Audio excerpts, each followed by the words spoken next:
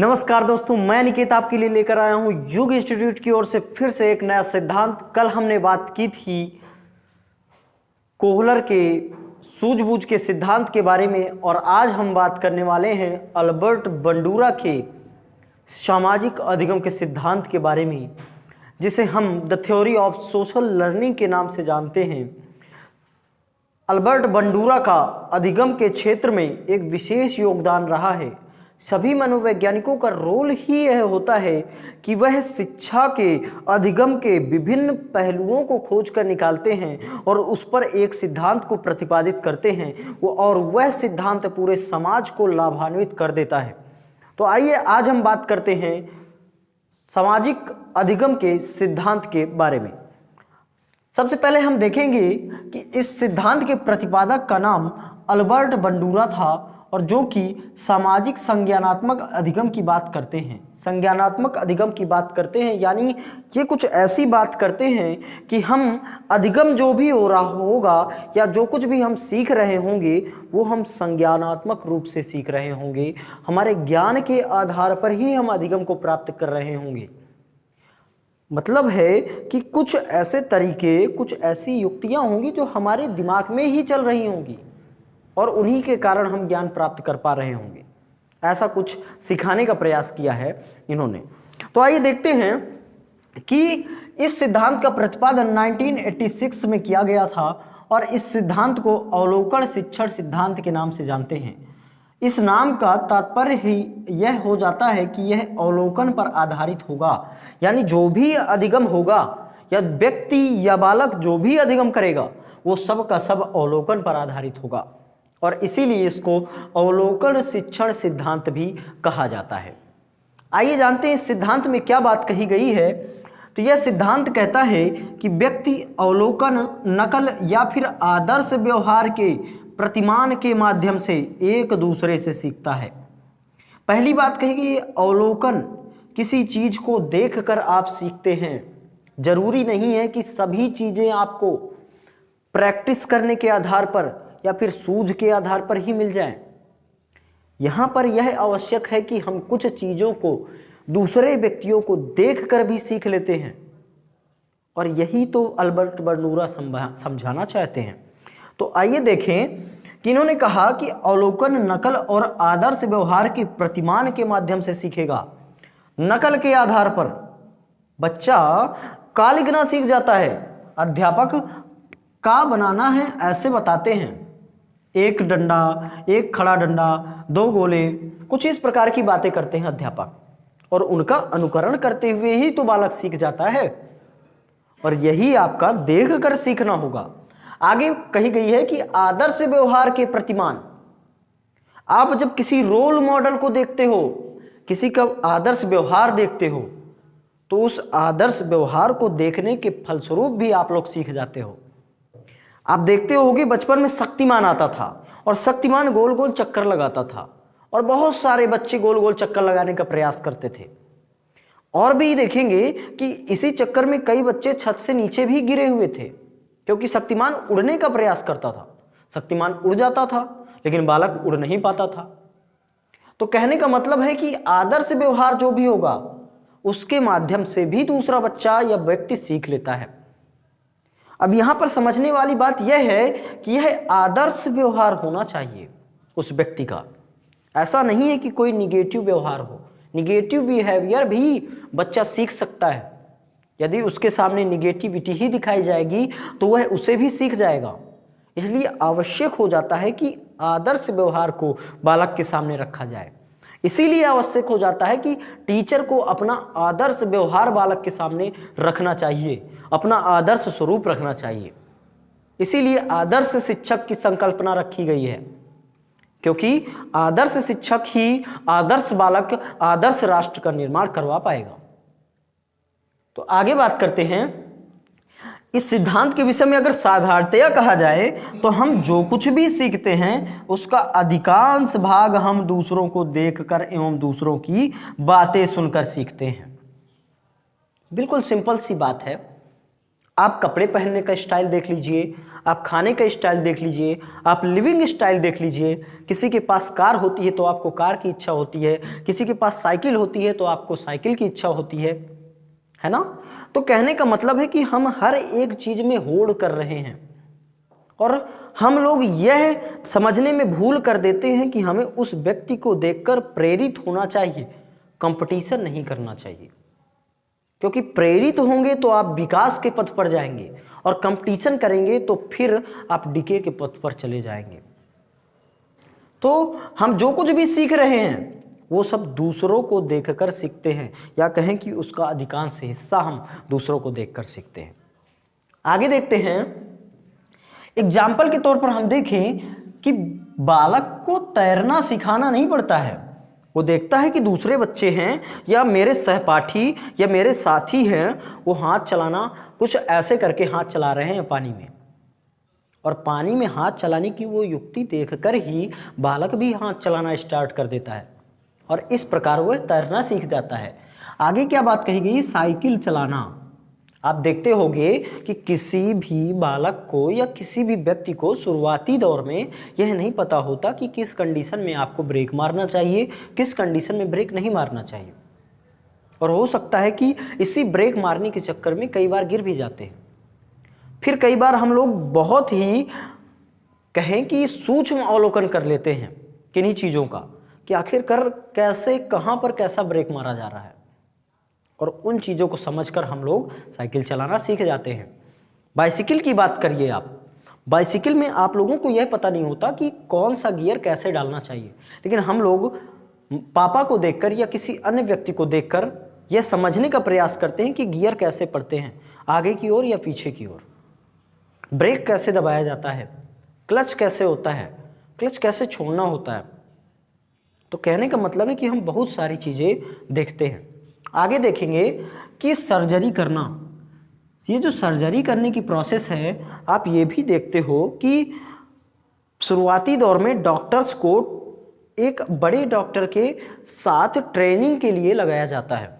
क्यों लगाया जाता है? क्योंकि वो बड़े डॉक्टर को देख देख कर मौलिक कौशलों को सीख ले, अनुभव ले ले कि आखिरकार क्या करना है।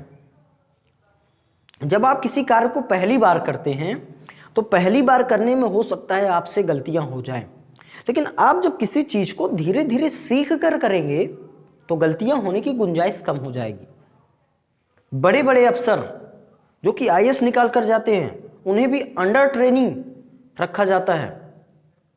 तो अंडर ट्रेनिंग होने का तात्पर्य ही यह है कि वह पहले बड़े अधिकारी के साथ रहकर विभिन्न प्रकार के कार्यक्रमों को समायोजित करना, विभिन्न प्रकार की फाइलों को देखना समझना, और इसके साथ साथ ऑफिस को कैसे मेंटेन रखा जाए, इन सब चीज़ों को सीख लें। इसके बाद उन्हें फ्रेश ज्वाइनिंग दी जाती है। तो कारण यही होता है कि सबसे पहले सरकार हो, व्यक्ति हो, शिक्षक हो, यही समझाने का प्रयास करता है कि आप पहले दूसरों को देखकर सीखिए। फिर आगे देखते हैं कि यह सीखना या जो भी अधिगम होगा वो किस आधार पर होगा, कैसे होगा ये अधिगम। कुछ पहलू होते हैं, कुछ स्टेप होते हैं, और उन्हीं स्टेप के आधार पर ही आप लोग सीख सकोगे। देखिए, पहला है कि ध्यान देना या समझना। व्यक्ति विशेष के व्यवहार के एक पहलू का अवलोकन। जिस भी बच्चे को कुछ सिखाना चाहते हैं आप, उस बच्चे के सामने किसी व्यक्ति के, या कहें कि आप समझ लीजिए कि आप अच्छे व्यवहार को या आंदोलनकारी व्यवहार को सिखाना चाहते हैं। आपने महात्मा गांधी का आदर्श रखा बच्चे के सामने, बच्चे ने उसे अवलोकित किया, और जब अवलोकित किया तो उसके व्यवहार के किसी एक पहलू को वह अपना केंद्र बिंदु बना लेगा कि हाँ, अमुक आंदोलन में गांधी जी का यह रोल रहा, अमुक आंदोलन में गांधी जी ने यह स्टेप लिया था। तो उस प्रतिमान को सेकंड स्टेप में हम देखेंगे कि अवधारण संचयन, वो जो प्रतिमान उसने देखा उसको स्थापित करेगा। सेकंड स्टेप में अवलोकित व्यवहार का मेंटल इमेज के रूप में संरक्षण, ये जो प्रतिमान बना है यही आपका मेंटल इमेज है। और जब मेंटल इमेज क्रिएट हो जाएगी तो उसके बाद तीसरा स्टेप देखेंगे कि पुनः प्रस्तुतिकरण, संरक्षित व्यवहार द्वारा विश्लेषण। मतलब उन्होंने जो कुछ सीखा, उस बच्चे ने जो कुछ सीखा उसका विश्लेषण करेगा स्वयं अपने मन में कि हाँ, गांधी जी ने ऐसा स्टेप लिया था, तो क्या हम लोग भी कुछ ऐसा स्टेप ले सकते हैं? क्या हम लोग भी आंदोलन कर सकते हैं? अन्य उदाहरण भी हैं कि जो भी बालक ने सीखा होगा उसका विश्लेषण करेगा और विश्लेषण करने के बाद उसको व्यवहार में परिवर्तित करेगा, तदोपरांत कार्य करेगा। यानी व्यवहार में परिवर्तन, उस प्रतिमान का व्यवहार में परिवर्तन कर दिया उसने। फिर आगे देखेंगे कि अभिप्रेरणा, अनुकृत व्यवहार के पुनर्बलित होने पर अपना लिया जाना। ये कहना चाहते हैं कि बालक ने यह कार्य तो किया, कार्य करेगा, लेकिन कार्य करने के बाद हो सकता है कि उसे पुनर्बलित ना किया जाए। और जब पुनर्बलित नहीं किया जाएगा तो बालक हो सकता है कुछ समय तक कार्य करता रहे और उसके बाद छोड़ दे। लेकिन यदि उसे पुनर्बलित कर दिया जाएगा, उसे अपने कार्य के लिए पुनर्बलन प्राप्त हो जाएगा, तो इसका मतलब है कि वह उस कार्य को बड़ी ही तन्मयता से करेगा, अभिप्रेरित होकर करेगा, सीख जाएगा। यानी हमें जरूरत है कि जब हम तीसरे स्टेप में हो, कार्य को कर रहे हों, तो उस समय कोई ऐसा व्यक्ति मिल जाए जो कि पुनर्बलित कर दे। वो चाहे बच्चा कार्य कर रहा हो या फिर कोई व्यक्ति कार्य कर रहा हो। और जब कोई हमें पुनर्बलित करने वाला मिल जाता है तो हमारा कॉन्फिडेंस लेवल अप हो जाता है। और जब कॉन्फिडेंस लेवल अप हो जाएगा तो हम लोग बड़ी तन्मयता से उस कार्य को करेंगे और इसके बाद हम उसको अच्छी तरीके से सीख जाएंगे। तभी तो आप देखते हैं कि जिस कार्य को आप तन्मयता से करते हैं उसी को अच्छे से सीख पाते हैं। तो यही समझाने का इन्होंने प्रयास किया है कि हम उसको लास्ट स्टेप में यदि पुनर्बलित कर देते हैं, अनुकृत व्यवहार के पुनर्बलित होने पर अपना लिया जाना, यदि पुनर्बलित हो जाएगा तो वह अपना लेगा, यानी सीख लेगा, सीख लेगा, सीख लेगा। अब एग्जाम्पल के तौर पर हम लोग देखते हैं कि खाना पकाना, खाना शुरुआती दौर में नहीं पकाया जा सकता। सबसे पहले होगा क्या? सबसे पहले मान लीजिए कि कोई बच्ची है जिसका नाम है राधा। यह राधा नाम की बालिका खाना बनाना सीखना चाहती है, तो वह अपनी माँ के साथ जाएगी, देखेगी कि कैसे सब्जियां काटी जाती हैं, कैसे उन्हें किस किस स्टेप से तेल में फ्राई किया जाता है, और फिर आगे की जो भी प्रोसेस होंगी उन्हें देखकर सीखने का प्रयास करेगी। फिर आगे उसने कुछ प्रतिमान बना लिए होंगे कि मसाला हमें इस समय में डालना चाहिए, तेल इतना गर्म रखना चाहिए, इस प्रकार से प्रतिमान बन गए होंगे और उन प्रतिमानों को उसने संचयन कर लिया होगा, अवधारण कर लिया होगा। फिर देखेंगे कि पुनः प्रस्तुतिकरण। अब उन जो भी प्रतिमान को स्थापित किया है, अब उनके आधार पर खाना बनाना स्टार्ट करेंगी राधा। और राधा जब खाना बनाना स्टार्ट करेगी, खाना बनाएगी, और खाना बनाने के बाद हो सकता है कि खाना अच्छा बना हो या फिर खाना बुरा बना हो। अब यहाँ पर बात आती है कि यदि खाना अच्छा बना होगा तभी तो व्यक्ति उसे पुनर्बलित करेगा। तो मतलब है कि यदि खाना अच्छा बन गया तो व्यक्ति ने पुनर्बलित कर दिया, और यदि खाना बुरा बन गया, खराब बन गया, तो पुनर्बलित ना करने के बजाय डांट लगा दी माता जी ने।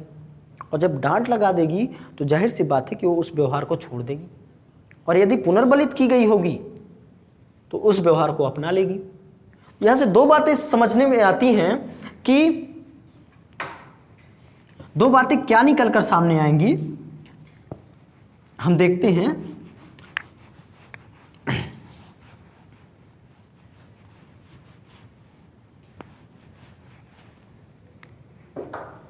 कि समाज द्वारा, यहां समाज के अंतर्गत माता पिता भी आ सकते हैं, कोई व्यक्ति भी आ सकता है। समाज द्वारा अनुमन्य व्यवहार को स्वीकार किया जाता है।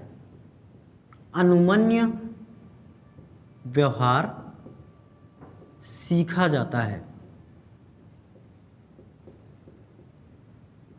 सीखा जाता है। और यदि कहें कि समाज द्वारा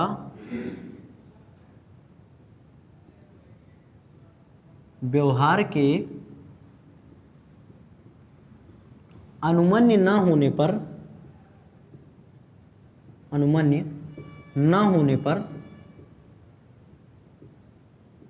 त्याग कर दिया जाता है।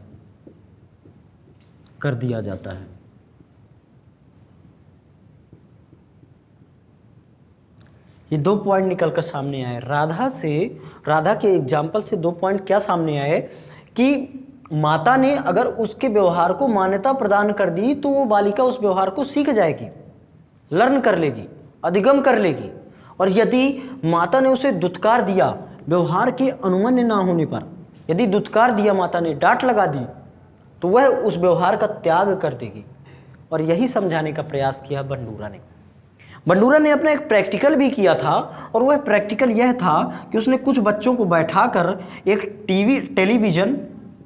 टेलीविजन में कुछ चलचित्र दिखाए थे या कहीं कोई मूवी दिखाई थी। और उस मूवी में था क्या, बेसिकली कि एक नायक था, नायक जिसे आप हीरो कहते हो, तो वो हीरो था, हीरो या नायक। अब देखेंगे कि नायक तो था, लेकिन नायक के साथ साथ विभिन्न घटनाएं हुई रही होंगी। तो 3 प्रकार के व्यवहार बेसिकली इसमें दिखाए गए थे।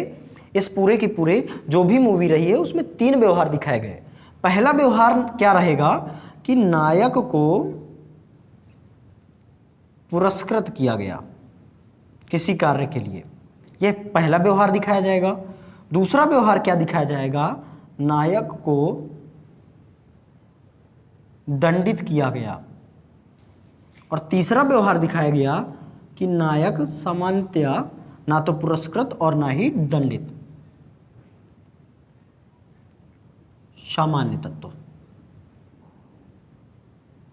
ठीक, 3 व्यवहारों को आप देखिए कि पहले में नायक को पुरस्कृत किया गया, दूसरे में दंडित किया गया और तीसरा सामान्य सा व्यवहार रखा गया। अब बच्चों को दिखाया जाएगा, टेलीविजन दिखाया गया और देखेंगे कि इस दौर में बालकों ने इस व्यवहार को ज़्यादा स्वीकार किया, इस तथ्य को ज़्यादा स्वीकार किया। कारण ये था कि इसमें नायक को पुरस्कृत किया गया था, पुनर्बलित किया गया था, इसलिए बालकों को भी यह व्यवहार ज़्यादा पसंद में आया। नायक को जहाँ पर दंडित किया जाएगा यह व्यवहार उनको अनुमन्य नहीं होगा, वो इस व्यवहार का त्याग कर देंगे जिस भी व्यवहार में नायक को दंडित किया गया होगा। और सामान्य व्यवहार को अपनाने की बजाय उन्होंने इस व्यवहार को अपनाया, क्योंकि सामान्य व्यवहार में नायक सामान्य रहा है। तो कहने का मतलब है कि हम लोगों ने इस प्रैक्टिकल के आधार पर भी देखा और अल्बर्ट बंडूरा ने भी यह सिद्ध किया। अब अलग अलग दिखाया गया हो कि अलग अलग मूवी दिखाई गई या एक साथ मूवी दिखाई गई, हमें बेसिकली यह जानना है कि नायक का जो व्यवहार पुनर्बलित था उसी को बच्चों ने सर्वाधिक मान्यता दी। तो कहीं ना कहीं हम लोग ज़्यादातर जिस व्यवहार में हमें पुनर्बलन प्राप्त हो रहा होगा उस व्यवहार को भी अपनाने का प्रयास करते हैं। इस प्रकार हमने अल्बर्ट बंडूरा के पूरे सिद्धांत के विषय में जाना और अल्बर्ट बंडूरा के सिद्धांत का निष्कर्ष यही रहेगा कि हम दूसरे के व्यवहार को देखकर सीखते हैं। यदि व्यवहार समाज द्वारा अनुमन्य है तो हम उसे सीख लेते हैं, और यदि व्यवहार समाज द्वारा अनुमन्य नहीं है तो हम उसका त्याग कर देते हैं। मैं इसी तरह आपके लिए आगे भी नए लेक्चर लाता रहूँगा।